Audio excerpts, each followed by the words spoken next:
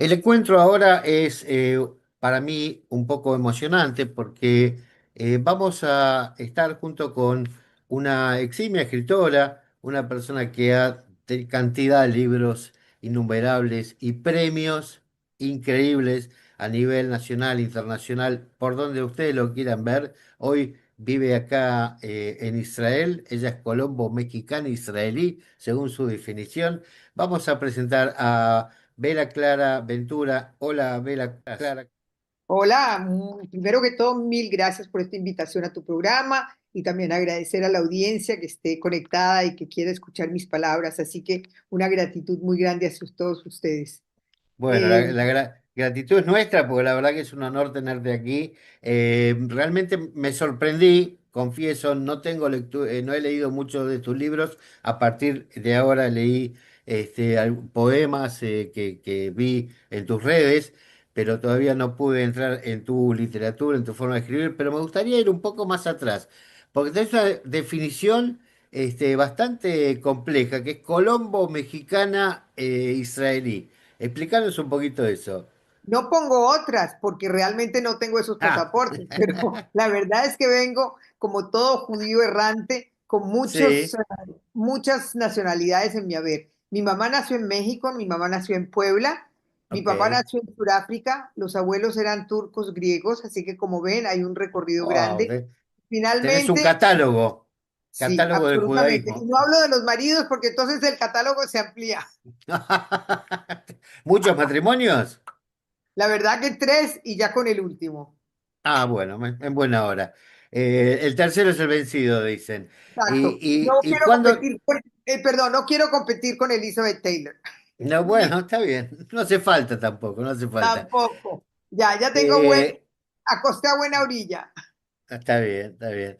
Bela Clara, contame un poquito, ¿cómo fue que descubriste tu pasión por escribir? Antes estabas en otro rubro, yo tengo entendido, ¿sí? Sí, yo pues empecé estudiando psicología, muy rápido me casé, me atrapó mi marido que era director de cine, entonces ya me enroló en el cine, fui productora, directora, empecé barriendo el estudio, después fui directora de arte, porque como había estudiado pintura en París y me gusta mucho el arte, entonces fue Ujú. digamos, mi primera profesión en el cine. Pero después, con el ritmo que fue adquiriendo, ya me lancé a escribir guiones, a hacer ediciones y a hacer mis propias películas, sobre Wow. todo cortometrajes. Y realmente me pareció fascinante el mundo de la imagen. Pero en algún momento, que no es el momento actual, porque ahorita se puede hacer una película con un video, con un celular, Sí, con un sí, igual sale teléfono. muy bien. Pero en mi época todo era engorroso, los dineros para conseguir Claro. todo, los actores, Las que se maquinarias, todo, producción. era una parafernalia demasiado compleja. Y en algún momento yo necesito estarme expresando siempre, eso es una necesidad vital mía, y pienso que la mejor forma de expresarse para exorcizar todos los dolores, todas las inconformidades que nos habitan, es el arte. El arte transmuta, el arte exorciza los dolores o los sentimientos o lo que uno tenga Ujú. por dentro y lo vuelve más sublime. Entonces yo siempre he sentido que el arte ha sido mi válvula de escape con la parte, digamos, de la parte del talento literario, porque hay que Claro, claro. desarrollarlo, que es el conocimiento de la literatura en sí y de cómo utilizar las palabras como cualquier herramienta. Si quiero ser Claro, pintora, tengo claro. que saber el pincel y toda la cuestión. Pero en este caso me di cuenta que al saltar a la página el blanco, que además yo de pequeña escribía, yo tengo recuerdos que siempre me gustó escribir y siempre dije que iba a ser periodista. La verdad que entiendo que fue una forma de expresarme desde muy pequeña. Pero en ¿Tu algún momento, infancia, esa infancia fue en México? no, fue en Colombia, En Colombia, En ahí Cali, está. y después en París, porque yo soy piti francesa también. Me crié en París en la época de las grandes aperturas que han degenerado hoy en día lo que tenemos como procesos históricos que no siempre cumplen con lo que fue inicialmente, que era como Ujú. abrir campos y después se degenera, como todo. Yo digo Estamos que los hablando de la época del Mayo francés, de la época de exactamente, apertura. de Cohn-Bendit y de toda esa época con Sartre, Simone de Beauvoir, bueno, ellos son anteriores, pero realmente la gente que tanto lo marca a uno, cuando Sartre decía que los demás son el infierno, los otros son el infierno, y yo digo, pero yo, ¿cómo pude creer eso si para mí los otros son mis maestros? Es la única forma Claro. de que uno entienda quién es uno en reflejo. Entonces fui marcada por toda esa época con mucha rebeldía interna, no sabiendo quién era, como toda adolescente que se cuestiona, que Claro. justamente toma una actitud, como decía Sartre, que entre más inteligente es uno, más angustiado se vuelve.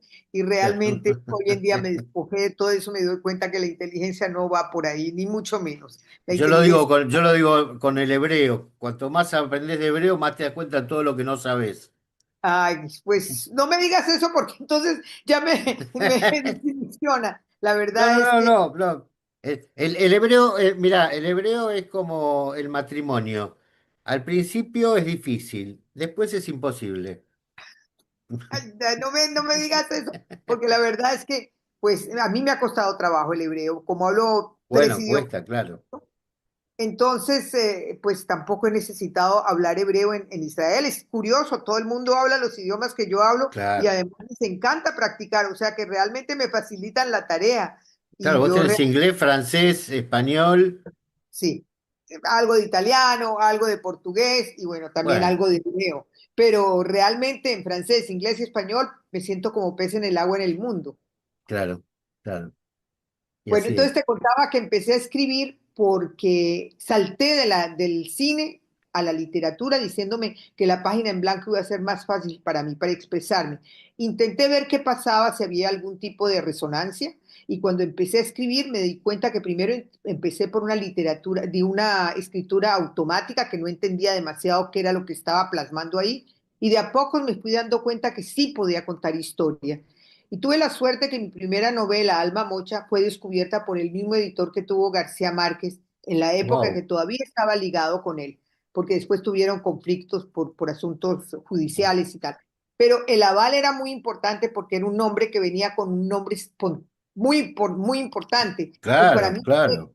muy grato saber que una persona del calibre de José Vicente Cataraí me hubiera dado su aval. Hoy en día tengo un editor en Madrid que es maravilloso, que es un ser que se desplaza por el mundo, abre puertas, ventanas, todo lo que sea, que es Cial Pigmalión, con Basilio Rodríguez Cañada a la cabeza y un equipo de gente maravilloso. O sea que he Ujú. saltado ya para Europa en cuanto a mis publicaciones. Ok. Pero ¿cómo llegas, digamos, bueno, de aquella primera publicación, ¿cuándo encontrás el rumbo tuyo de... ¿Cuántos libros tenés ya La publicados? verdad que ya ni ¿Recordás? los cuento, pero están cerca de 50 entre poemarios, libros de cuentos y novelas. Novelas sé que son como 14 o 15. Acabo de terminar, creo que la decimaquinta.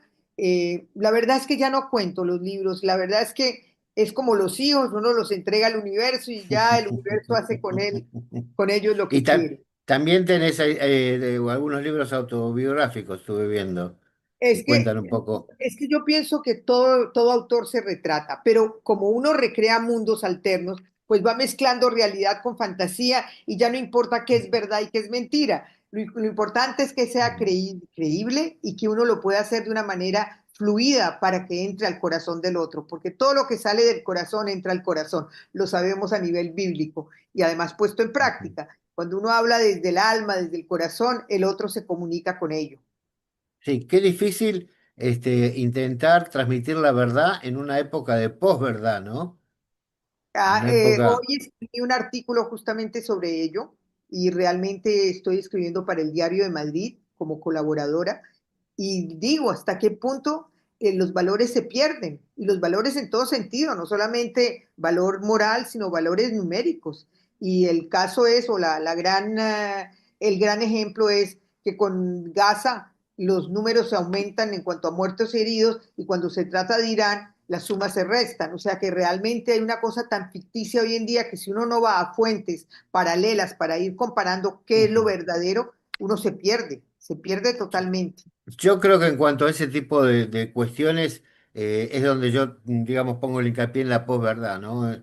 Creo que ya no hay verdad, ya creo que diga quien diga, no, no es verdad ni un número ni el otro, ya no hay fuente confiable, porque no hay realmente alguien que vos digas, no, mira, no es lo que dice este, lo que dice el otro, esta es la fuente confiable, no la hay. no la hay. Toda fuente tiene, aún Desafortunadamente, con buena voluntad, ¿eh? Aún con buena voluntad. desafortunadamente es lo que está ocurriendo y yo pienso que esa es la gran confusión que tiene hoy en día la juventud, que no tiene Ujú, norte, porque como no hay un estándar, como no hay un punto de referencia que realmente sea sólido, pues claro. ellos se pierden también. Estaba viendo hoy un fenómeno que voy a escribir sobre eso, que yo no tenía ni idea que existiera, el terrián, que es Ah, disfrazarse de animal, o sea, ya que hemos llegado, y lo voy a wow. escribir porque sí, y hacer los mismos ademanes del animal con el cual uno se identifica. Eso Entonces, esa es la expresión que me sale a mí cuando me dicen del tema. Wow, digo. sí, y o sea, Este, parece que está ya cada vez mucho más difundido y que ha agarrado muchos adeptos. O sea, uno no, por eso te digo, yo no también sabe pensé que era una charla de cuatro o cinco chicos, pero resulta ser que es un movimiento el internacional. fenómeno, se volvió fenómeno. Bueno, sí, yo bueno, vivo con una perrita que yo digo que es mi tercer pareja, y es el amor de mi vida, pero no pensé que No vas a llegaría empezar a tanto, hacer wow, ¿no? wow, ¿verdad? No. Claro, sí, yo no pensé, yo estoy intentando que ella hable, no decir yo wow wow, pero bueno, cada uno con su estilo. Sí, Volvamos un poco a tu carrera. Una vez que empezás con ese primer libro, porque el primer libro debe ser realmente como un hijo, ¿no? Porque acá en hebreo, cuando un libro sale, se dice dar a luz. sí, Dice, dar a luz. tal escritor dio a luz un libro. Y es un poco eso, ¿no? Es un poco de la luz. eh, un- Indiscutiblemente es como parir. Ustedes, los hombres que no paren, pues no saben lo que es parir, pero yo sí les puedo decir que un libro es como parir un hijo porque pues no es lo mismo que un hijo, pero sí es como el mismo proceso que tiene su proceso de gestación, de verlo crecer dentro de la entraña, que es, digamos, que se puede hacer la metáfora con el libro también a medida que se Ujú, van esponjando las claro, páginas, pero también el dolor de cuando uno da a luz o pare el libro o pare el claro. hijo. Son procesos dolorosos, pero también muy satisfactorios. Yo me Bueno, siento como los hijos.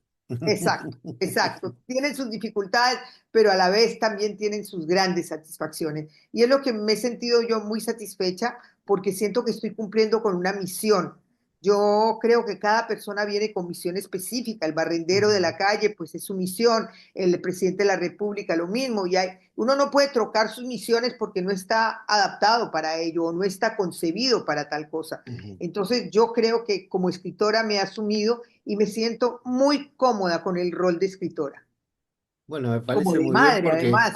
claro, justamente vos comentaste algo que cuando los hijos pasan a ser los hijos de la vida, como aquella famosa frase de Ibrahim, ¿no? Que los hijos ya no son tus hijos, sino son los hijos de la vida. Yo creo que los libros también, porque pasan a ser parte de la biblioteca de aquellas personas que los adquieran. Ahora, Y te, se habla te de quiero que... contar, perdón, te quiero contar una anécdota ya Sí, de que viene al caso.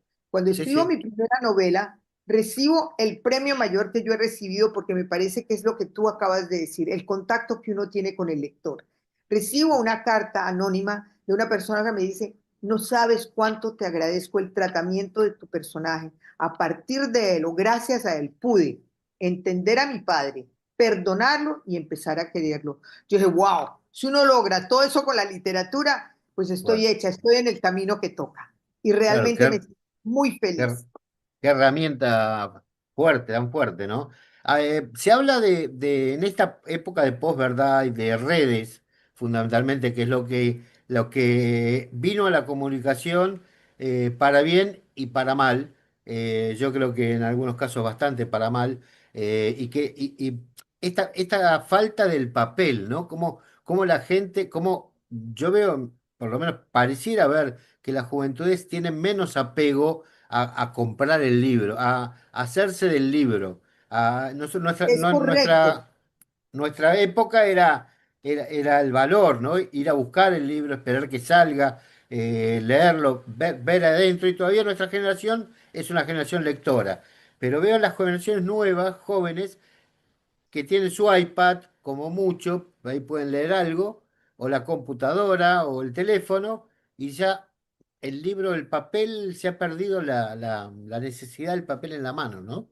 Es verdad y es doloroso, pero también es lo que le pasó al cine con la televisión, con todos esos elementos que vienen como novedad y van desplazando a una audiencia que tenía sus adeptos y va cambiando. El mundo Ujú. se va transformando. Yo creo que lo que vamos a ver dentro de 20 años, yo no sé si logre vivirlo, ojalá lo pueda vivir, va a ser muy diferente a lo de ahora, pero cada generación se va adaptando a lo que le va llegando.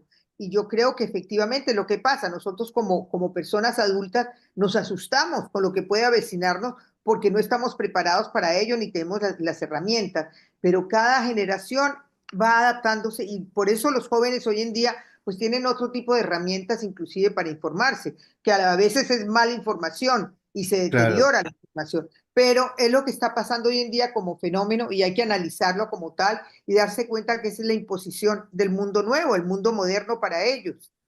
Muy Claro, doloroso para yo el lo escritor. que vos comentabas antes de la cuestión de los valores, y yo creo que en esto está la transmisión de los valores. Los padres tienen un rol La fundamental siempre, función. pero, pero la invasión cada vez es más temprana, la intromisión del exterior es cada vez más temprana dentro de la casa mismo, que creo yo que también interfiere en la formación. También es interesante saber cómo se tiene que parar unos maestros hoy frente a una clase que está en otro nivel de información, ¿no? No Alumnos solamente información, sino muy contestatarios, muy sí, revelados, sí, sí, muy sí. sin respeto por valores que nosotros considerábamos intocables.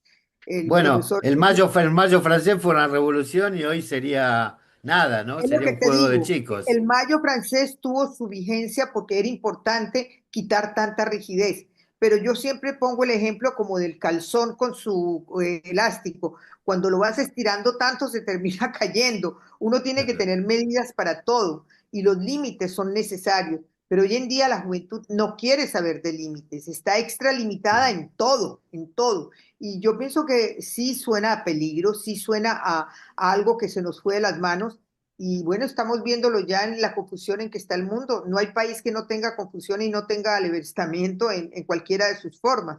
No hay hoy en Exacto. día un país que podamos decir que tiene una estabilidad económica, social y lo que sea. No, hay mucho, mucho dolor en el mundo y justamente es la base del antisemitismo. Cada vez que el mundo va mal, al judío es el que se le inculpa, se le responsabiliza del dolor del mundo. Y bueno, debe ser porque hemos dado tanto que la presencia nuestra que no se termina nunca, que ahí estamos desde la Sí, época de los no, no, romanos y todo. no, no llego a entender a veces los niveles del antisemitismo, pero entiendo que hay una necesidad de odio en el ser Sí, humano intrínseca, ¿no? De tanto de amar como de odiar, es una cosa que más que, está... yo te voy a decir una cosa, de enfocar mal el problema. Como digo yo, lo planteé inclusive en uno de mis artículos. El judío es como el canario en la mina que cuando se manifiesta está hablando de lo bueno, lo malo, lo regular, pero también habla del peligro. Y la Ujú. gente cree que porque sea el denunciador del peligro hay que matar al denunciador del peligro cuando no se dan cuenta que el peligro es allende del que Sí, sí, lo matar anuncia. el famoso matar al cartero.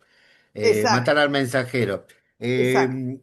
Cuando todo este dolor, toda esta forma que hoy que nos envuelve a todos, cómo lográs plasmarla en una obra? Porque hay una cosa que yo alguna vez en menor escala, casi infinitamente menor la escala, alguna vez cada uno habrá escrito desde una servilleta hasta alguna cosa que inspirado en algo. Eh, pero digo, ese pánico de la hoja en blanco, esa angustia de la hoja en blanco y esa presión de todo lo que recibís del mundo, ¿cómo lográs sintetizarlo para mandarlo a la hoja?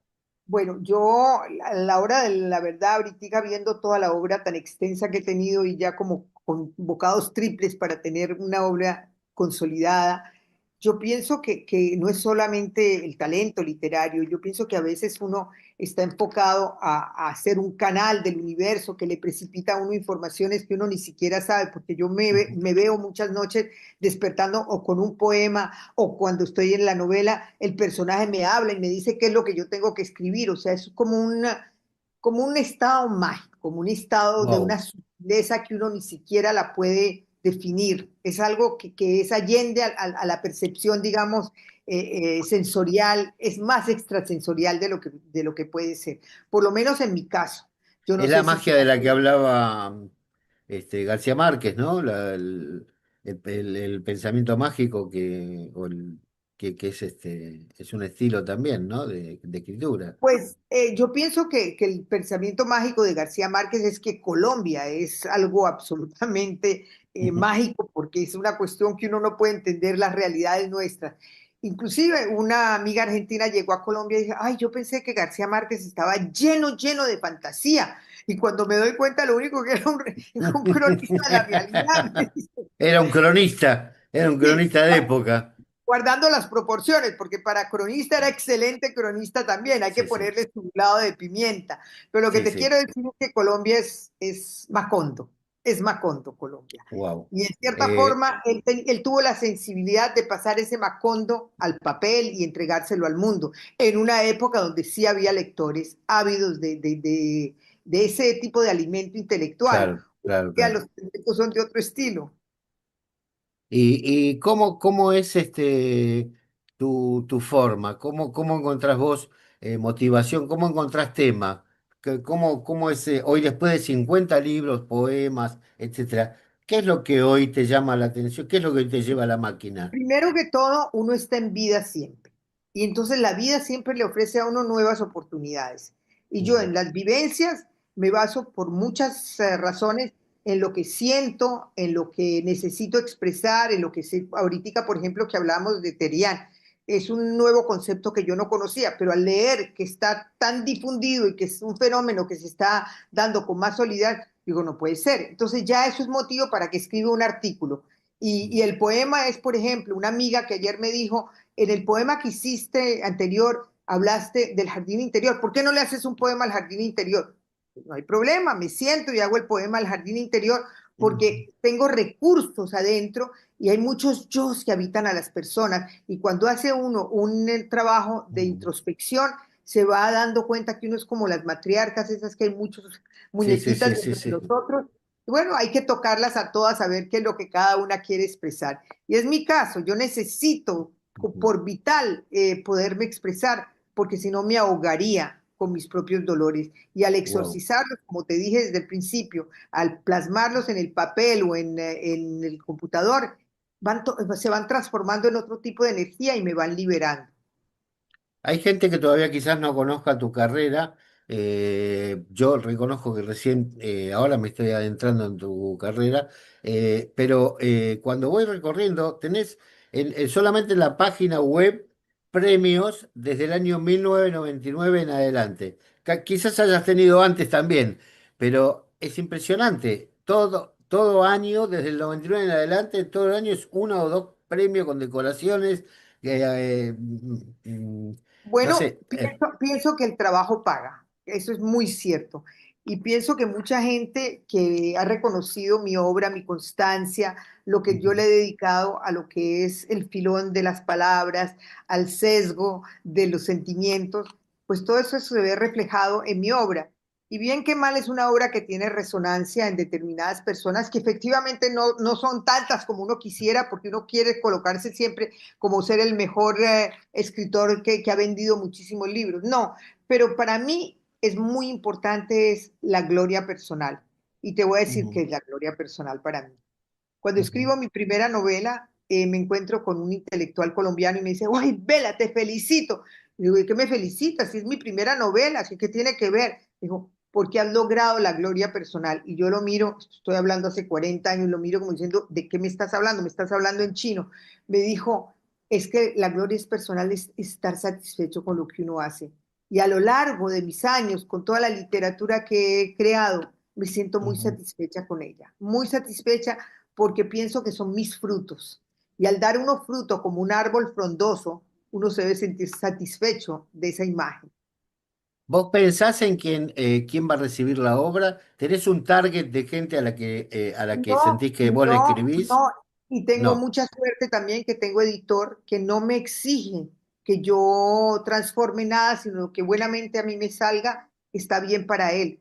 Que Ujú. eso es una cosa también importantísima. Cuando uno se vuelve un Claro. bestseller, termina uno, que fui bestseller en una época en Miami con una de mis obras, pero yo pienso que cuando tú ya tienes un cierto nombre tan pomposo, ya te cuestionas qué voy a decir, cómo me van a juzgar. A mí no, Claro, en este momento la verdad es fluidez lo más importante para mí. Que mi claro, obra ser sea bestseller querida, tenés la lupa, ¿no? La lupa encima sí, tuyo. la lupa y el látigo, más que la La lupa. presión, claro, claro. Entonces yo Vela, en este momento me siento como todavía muy liberada de esa presión y puedo hacer lo que buenamente se me antoje. O sea, yo ujú, soy una escritora de vísceras. Las vísceras mías responden a muchas cosas. Ahorita acabo de terminar esta novela que, bueno, está en instancias de ser publicada. Se llama Sed y hambre de vida, que es todo mi proceso vivido en Israel con la guerra, que es un proceso que nadie entiende porque pues nadie entiende qué nos pasa a nosotros viviendo en Israel. Cuando uno dice vivo en Israel, dicen, ¿cómo vives en Israel con la guerra y la claro. cosa? Entonces, aclarar todos esos puntos de vista y además cómo se viven las alarmas, qué es lo que nos pasa con la angustia que eso genera, en fin, todas esas cosas que van sucediendo en una guerra, para mí eran importantes plasmarlas desde mi punto de Claro. vista porque ya las viví en carne Y propia. aparte quedan, es importante que quede testimoniado también, ¿no? Y Sí, si hay es una una buena cosa pluma, linda. mejor.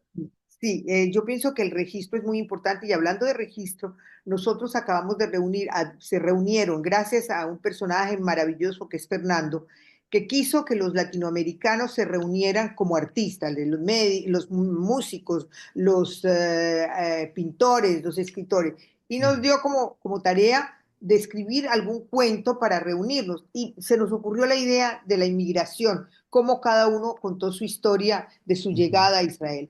En eso se reunieron y es un documento que yo pienso que Israel la tiene que reciclar. Yo siempre pensé, ¿por qué no hace lo mismo con los escritores rusos o tal? A lo Claro, mejor no claro. tiene tanto, pero es un registro histórico que permanece y que es una cosa fundamental para que la gente entienda qué ha pasado con determinados individuos que quisieron dejar plasmada sus experiencias. La verdad que es muy, muy rico hablar contigo y es muy agradable. Y a mí me gustaría, porque no quiero tampoco robarte mucho tiempo, me gustaría mucho escuchar algo, pero que lo leas tú. Yo tuve pocas experiencias de que de ver autores leyendo sus propias obras, pero he tenido, por ejemplo, a Mario Benedetti, lo he escuchado leer sus obras. Y la verdad y a Galeano, lo he escuchado leer sus obras, y la verdad que es lo que más me conmovió. Me gustaría mucho escuchar algo tuyo. Bueno, ¿Puede ser? aquí abrí en esta página y dice cine. Es de mi libro El milagro de la palabra, Ujú, editado por Cial Pigmalión en España. Como decía, tengo este editor que es maravilloso ujú. y que Sí, me respalda en todo lo que escribo. Realmente hay una conexión muy bella porque es muy importante tener muy buena conexión o muy buen entendimiento con el claro, editor. claro. Dice cine, la banda sonora de mis años mozos, música para hacer de mí la mujer que soy, vibración en movimiento, cortes rápidos sobre una vida intensa, retazos de película, escenas de amor, montaje de dolor y violencia en ciertos días de otoño, en el alma del filme que soy. Sucesión de imágenes, al corazón vida le dan, colores fuertes o blancos y negros de tristezas, fotogramas de fotos fijas de un ayer entregado con la piel menos lisa, proyección de un mañana en la pantalla de un futuro, sin la nostalgia por saber al fin quién soy, recortes de ficción y realidad en la edición de mi íntima existencia, donde la palabra fin responde a otro comienzo. Ser luz en cámara lenta, realizadora de mi propia película. Qué lindo. Cómo resumiste toda tu vida allí, ¿no? Desde los comienzos del cine hasta hoy. Qué bien, qué Pues interesante. fue Muy una lindo. parte mía importante. Hoy en día, pues el cine no está tan presente en mi vida, aunque soy una cinéfila impresionante, pero es la literatura la que me habita. Ahorita estoy engolosinada por las palabras y Ujú. por la paz también. Y si voy Bueno, a pero despedir ya el veo que programa, el cine sigue vigente con toda con la claro, escritura. acabo de hacerle hace 2 años una película o un video a Ujú. una de las poetas más importantes vivas en Colombia que cumplía sus 100 años y todavía con la lucidez presente. le pude hacer un documental que realmente me encantó, porque es una persona brillante, es una persona que da muchas luces y que realmente para mí fue también una maestra en mi proceso creativo. Entonces, rendirle ese honor fue básico para mí, relevante además Qué- en mi carrera qué- cinematográfica. Pero la paz también es un tema que me habita. Yo hablo mucho de la condición humana, de los seres en las oscuridades, pues en las sombras, cómo se pueden ir transformando y van haciendo procesos hasta buscar la luz. Es básicamente, como dije yo en alguna de las entrevistas, ¿sobre qué escribes? Me preguntaron. Y dije yo, sobre la condición humana. Pero yo escribo sobre 450 grados de la Claro, condición humana. Y me dice, claro. pero no hay sino 360 grados. Y en No, los hay muchos 90 más. restantes, no, los 90 restantes me los invento yo, dije. Es una forma pues de abordar a mi manera las cosas como cantaba Frank Sinatra. Yo le pongo mi propio sello personal a las palabras, A cada tu quien hace manera. sí, a mi manera, a mi manera. Y bueno, la Eh, paz es otro de los temas que me tiene muy, muy inquieta, muy preocupada y quisiera que realmente los seres tuvieran menos ganas de odiar, que tuvieran mejor estado anímico y que tuvieran una autoestima más alta, porque si la Biblia dice ama a tu prójimo como a ti mismo, lo primero que tenemos que empezar es a amarnos nosotros mismos para poder proyectar ese amor. Y exacto. realmente no es lo que nos enseñan, sino justamente la competencia, todo lo que es lo contrario, cómo uno puede rebajar al otro para sentirse más importante, en fin, son cosas que uno debería reevaluar y en este momento pienso que más que nunca es necesario que nosotros entendamos y quiero decirte un poema que ese sí me lo sé de memoria porque es cortico. No, Ok. nunca me sé mis poemas, pero hay tres Sí, poemas sí. que son de mi cosecha muy, muy temprana y son de los que me sé de memoria. Dice, arma, jugando con las palabras como se mata con los fusiles, se descubre el orden de una palabra. Arma o amar, la mejor arma, amar, batalla de palabras.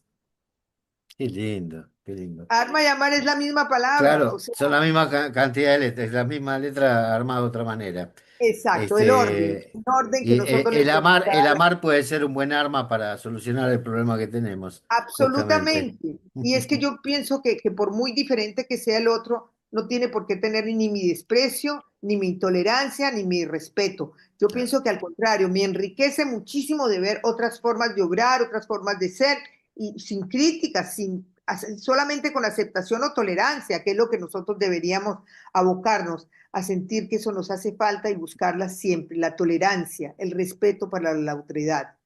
Quizás sea el próximo libro, ¿no? Pues en este momento lo que te dije, está el sed y hambre de vida, que pienso que No, ya sé, también pero digo, para el que viene después, la tolerancia puede ser un buen tema.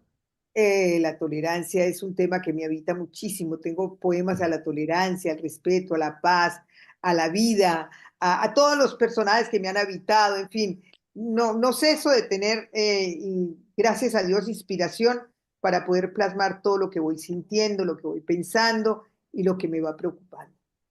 Bárbaro. Vela Clara Ventura, acá en Radio Nadaría, para nosotros es un lujo porque es una fuente de vital, es una fuente de cultura, es una fuente de creación y todo lo que sea creación, todo lo que sea cultura, ayuda a contrarrestar a veces ese día a día tan duro y Yo tan lo digo difícil. porque yo también tengo un programa cultural en Colombia y siempre Ujú, digo que las personas necesitamos otro tipo de alimentos, el alimento espiritual que le podemos dar justamente con la cultura. La cultura así es. ofrece otros ingredientes y otros sabores, otros colores, y es lo que pretendemos nosotros los artistas, darle a la Bella, humanidad otro colorido. yo te agradezco mucho por tu arte y por estar hoy compartiéndolo con nosotros. Te mando un Soy yo beso la que te grande. agradezco realmente este espacio y bueno, también te agradezco que tú te preocupes por ayudarle a tanta gente a evitar que se angustie y saber que hay otros valores que nos pueden habitar, que nos hacen sentir muy bien cuando nos conectamos con Ujú. el artista, con la persona que está haciendo algún tipo de labor en cualquiera de los campos, no solamente el artista. Hay campos bellísimos donde uno ve que la bondad Ujú. aflora y yo pienso que si la bondad aflorara más a menudo no tendríamos las guerras que tenemos. Tal cual, tal cual. Bella Clara Ventura estuvo acá pasando por Radio Nadaría. Un gusto, una alegría que nos damos, un placer. Gracias. Así, Un Chao, abrazo chao. grande. Chao, gracias. Radio Naría, más allá de las fronteras, voz y voz en castellano.